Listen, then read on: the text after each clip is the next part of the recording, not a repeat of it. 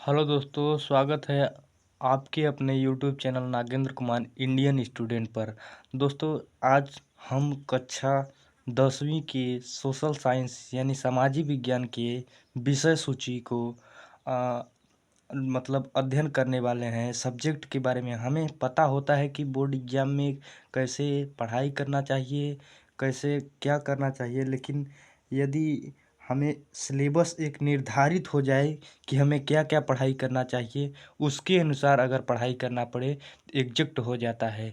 इसलिए हम आपके लिए एकदम पूरे शुरू से लेकर अंत तक के कितने चैप्टर हैं हमारे सामाजिक विज्ञान में, सबका विशेष रूप से इस वीडियो के माध्यम से आप लोग को बताना चाहता हूँ कि आप लोग अगर तो 2025 बोर्ड परीक्षा में 26 में यानी कि देना चाहते हैं, तो आप लोगों के लिए सामाजिक विज्ञान में क्या क्या पढ़ना पड़ेगा, आइए ज़रा देखते हैं।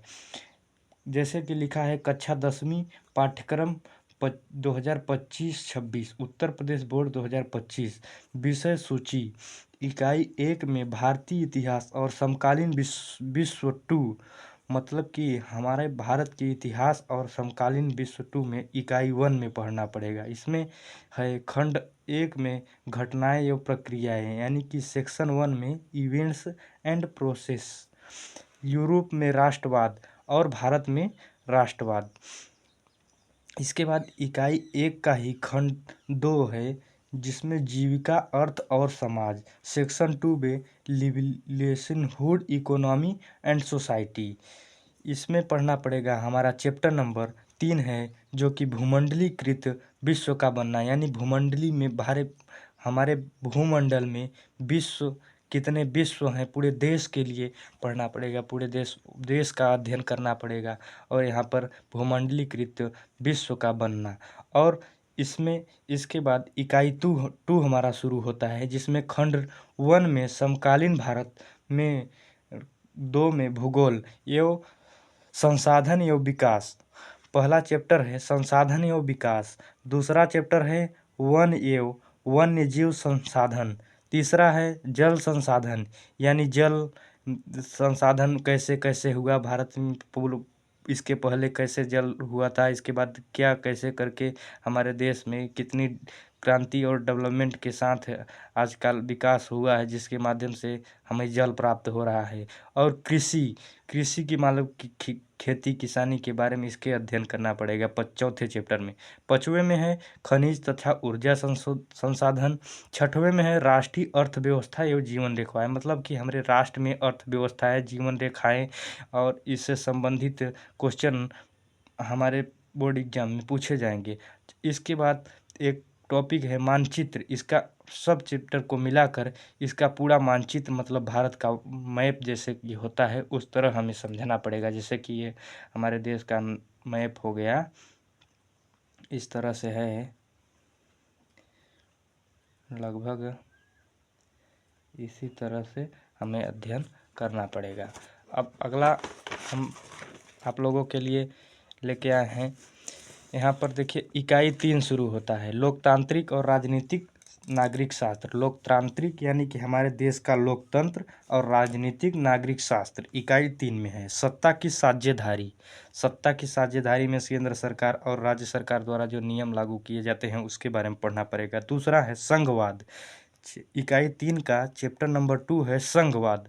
तीसरा है लोकतंत्र और विविधता, चौथा है जाति धर्म और लैंगिक मसले, मतलब जाति धर्म हमारे देश में कैसे पहले का पुराने ज़माने में क्या क्या चलता था उसके बारे में अध्ययन करना पड़ेगा। 5वां है जन संघर्ष और आंदोलन, जन संघर्ष मतलब जनताओं के संघर्ष करते हुए कैसे कैसे हमारे देश की अर्थव्यवस्था और नागरिकता को आगे लेके गए हैं। लोकतंत्र के परिणाम, 5वां है लोकतंत्र की चुनौतियाँ, लोकतंत्र कैसे किया जाता है, लोकतंत्र के परिणाम कैसे आते हैं। भारत में आप लोग जानते हैं कि संविधान के अनुसार ही पहले पहले तो राजा के पेट से रानी के पेट से राजा पैदा होता है। अब ऐसे नहीं होता है। अब हमारे देश में एक लोकतांत्रिक देश है, जो कि यहाँ पर चुनाव होता है, लोगों के द्वारा चुना गया चुनाव से ही हमारे देश का प्रधानमंत्री, मुख्यमंत्री सरकार बनती है। इसके बाद चौथा हमारा इकाई चौथा है आर्थिक विकास की समझ, अर्थशास्त्र। अर्थशास्त्र में विकास है, हमारे देश के कैसे विकास होता है, भारतीय अर्थव्यवस्था के क्षेत्र। दूसरा में है भारतीय अर्थव्यवस्था के क्षेत्र। दूसरा में हमारे देश के अर्थव्यवस्था में कैसे क्षेत्र आगे कार्य पहुंचा है, इसके बारे में अध्ययन करना पड़ेगा। तीसरा है वैश्वीकरण। वैश्वीकरण मतलब विश्व के स्तर पर भारतीय अर्थव्यवस्था का क्या प्रभाव रहा है, इसके बारे में अध्ययन करना पड़ेगा चैप्टर नंबर 3 में, वैश्वीकरण और भारतीय अर्थव्यवस्था के बारे में। पांचवा है उपभोक्ता का अधिकार। उपभोक्ता मतलब होता है कि जैसे आप कोई भी सामान परचेस करते हैं या खरीदते हैं, उसके बारे में इसमें अध्ययन करना पड़ता है चौथा चैप्टर में। ये सारे हमारे टॉपिक हो गए। आप देख सकते हैं इकाई 1 से लेकर 4 तक के जितने भी चैप्टर हैं, मैं सब चैप्टर को बता दिया आपको इस वीडियो में कवर करता, ताकि आप लोग बोर्ड परीक्षा में आप एग्जैक्ट सिलेबस से ही अपना अध्ययन करें, ताकि अच्छे से अच्छे परफॉर्मेंस के साथ अपने बोर्ड परीक्षा में अच्छा अंक प्राप्त करें। ताकि आप लोगों की बोर्ड परीक्षा हालांकि फरवरी में नज़दीक ही होगा, इसलिए मैं एक बार फिर से आपको बोर्ड परीक्षा के बारे में, सिलेबस के बारे में डिस्कशन करके आप लोगों की पढ़ाई के लिए यहाँ पर देखिए अंक विभाजन भारतीय और समकालीन विश्व इतिहास से 20 अंक आते हैं। समकालीन भारत 2 भूगोल से 20 अंक के क्वेश्चन बनते हैं। लोकतांत्रिक एवं राजनीतिक 2 नागरिक शास्त्र से 15 अंक के क्वेश्चन हमारे बोर्ड एग्जाम में बनते हैं। आर्थिक विकास की समझ यानी अर्थशास्त्र से हमारे बोर्ड एग्जाम में 15 अंक के क्वेश्चन बनते हैं, यानी कुल मिलाकर 70 अंक के बनते हैं। यहाँ पर योग देखिए लिखा गया है, कुल मिलाकर 70 अंक के क्वेश्चन बनते हैं। इसके बाद हमारा 30 अंक का प्रोजेक्ट कार्य जो विद्यालय स्तर से मिलता है।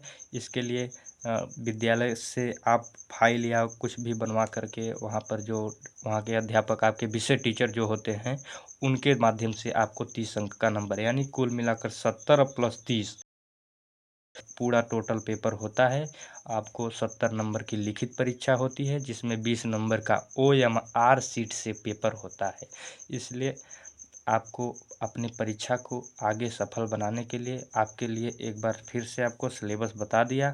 आप आई होप कि आपको समझ में आया होगा और आप इस हिसाब से पढ़ाई करेंगे। अगली वीडियो हम आपके लिए किस टॉपिक पर चाहिए आप बताइए और मैं कौन से चैप्टर को बताऊं। इसमें देखिए चैप्टर नंबर फर्स्ट इकाई इकाई 1 में भारतीय इतिहास और समकालीन विश्व 2, इसमें से ज़्यादा क्वेश्चन बनते हैं यूरोप में राष्ट्रवाद और भारत में राष्ट्रवाद।